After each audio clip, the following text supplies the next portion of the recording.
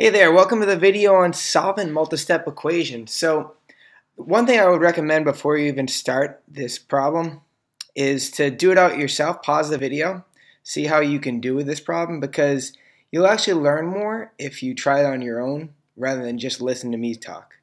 But anyway, hopefully you paused it and I'm going to solve it now. So my first step would be to distribute right here.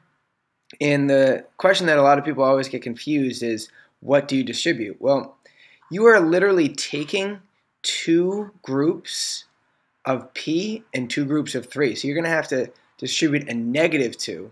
So it'll be a negative 2p minus 2 times 3. I'm just going to do that in one step here, is 6. So it's a minus 6, and a lot of people always see that plus sign, so they just naturally bring that plus sign down there to 6. But that should be a minus 6.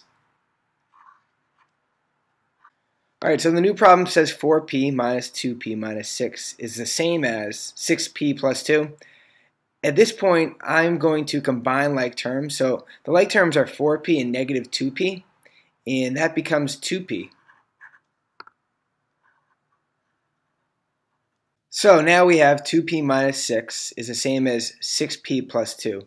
You could actually do this two different ways. The main goal is to find p, just to figure out what p equals. So I'm going to put all my p's on one side of the equation or the other. So I'm going to take these two p and take them out of here.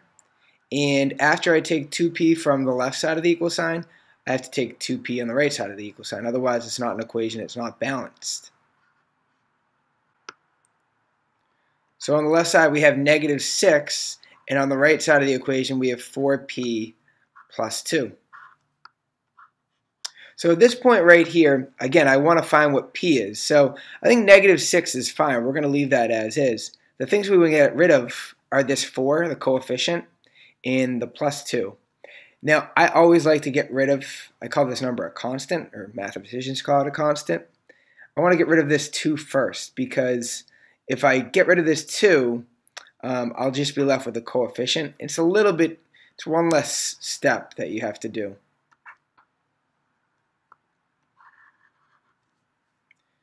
Now, before I figure out what negative 6 minus 2 is, I invite you to think about it. Again, you don't want to just listen to me give instructions here, but negative 6 minus 2, if you do that out, it will actually be negative 8.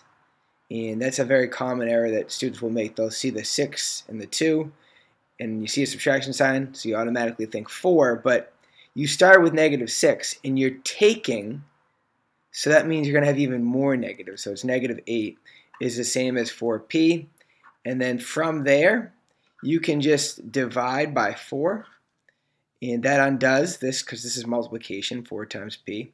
So to undo multiplication, we can divide, and if you do division on the other side by 4, that same value, you should get that p equals negative 2. Now that I've gotten p as negative 2, it's not a bad idea to check the work. So what I did to check it is every time I saw the letter p, the variable p, I replaced it with negative 2.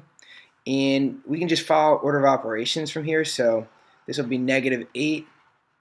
And then again, you're distributing this negative 2. So it becomes, well, actually, rather than distribute, since they're all numbers, I'm just going to, like I said, follow order of operations. So do this parentheses here.